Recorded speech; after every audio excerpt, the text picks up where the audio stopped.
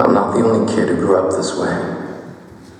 Surrounded by people who used to say that rhyme about sticks and stones.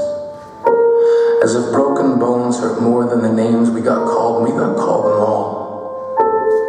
So we grew up believing no one would ever fall in love with us, that we'd be lonely forever, that we'd never meet someone to make us feel like the sun was something they built for us in their tool shed. So broken heartstrings bled the blues as we tried to empty ourselves so we would feel nothing. Don't tell me that hurts less than a broken bone. She was 8 years old. Our first day of grade 3 when she got called ugly. We both got moved to the back of class so we would stop getting bombarded by spitballs. But the school halls were a battleground. We found ourselves outnumbered day after wretched day. We used to stay inside for recess because outside was worse.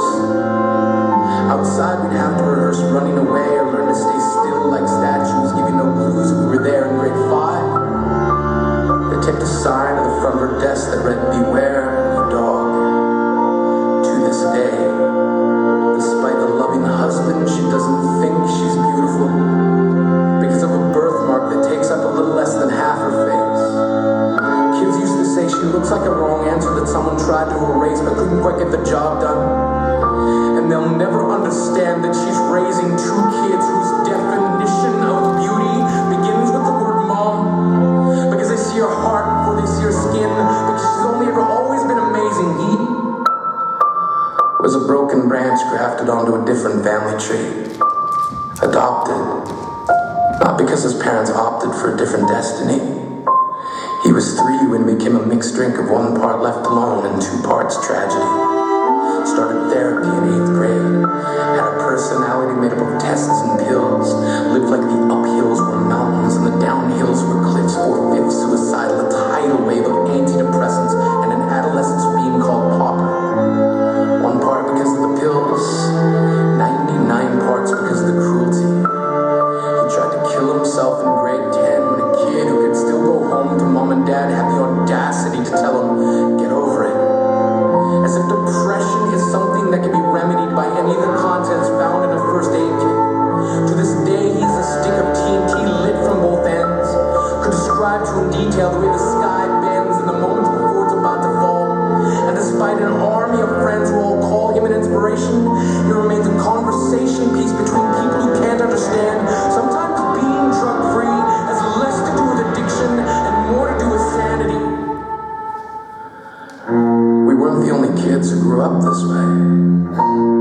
To this day, kids are still being called names. The classics were, "Hey stupid," "Hey spaz." Seems like every school has an arsenal of names getting updated every year.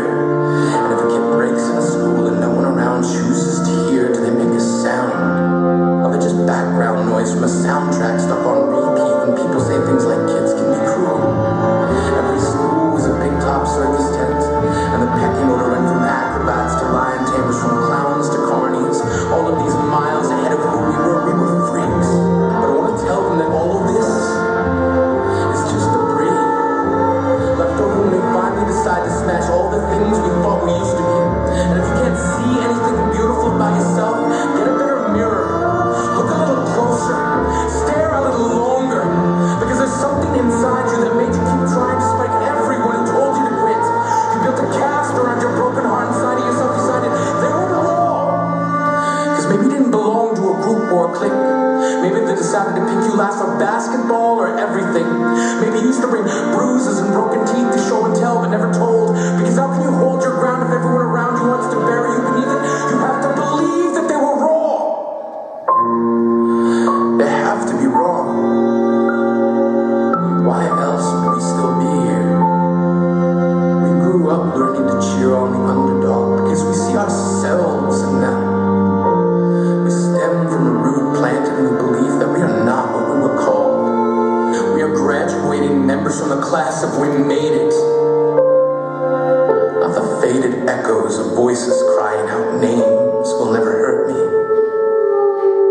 Of course, they did. But our lives will only ever always continue to be a balancing act that has less to do with pain and more to do with beauty.